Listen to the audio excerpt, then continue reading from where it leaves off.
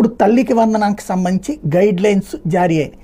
ఏంటయ్యా అంటే ఒక కుటుంబానికి ఆధార్ కార్డు ఆధారంగా అదే సందర్భంలో 15,000 రూపాయలు అన్నటువంటిది అనౌన్స్ చేస్తూ 15,000 రూపాయలు అంటే ఒక్కళ్ళకే వస్తుంది. ఇప్పుడు ఇది ప్రధానమైనటువంటి అంశం. ఒక ఇంటికి 15,000 రూపాయలు అంటే ఒక్కళ్ళకే వర్తింపజేసినట్టు అవుతుంది. అది జగన్ చేసింది కూడా అంతే.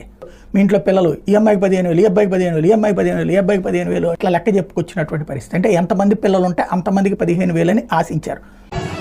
మళ్ళీ మన ప్రభుత్వం వచ్చాక అందరికీ కూడా ఇదిగో వీళ్ళకి 15,000, నీకు 15,000, వీళ్ళు 15,000, వీళ్ళు 15,000, నీకు 15,000, నీకు 15,000, మీకు 18,000, 18,000, 18,000. మళ్ళీ చెప్తున్నాను చూడండి, రాసి పెట్టుకోండి. మళ్ళీ 15,000, 15,000, 15,000, 15,000, 15,000, 15,000, 15,000, మీకు 18,000, మీకు 18,000, మీకు 18,000, మీకు 18,000 రాసి పెట్టుకోండి.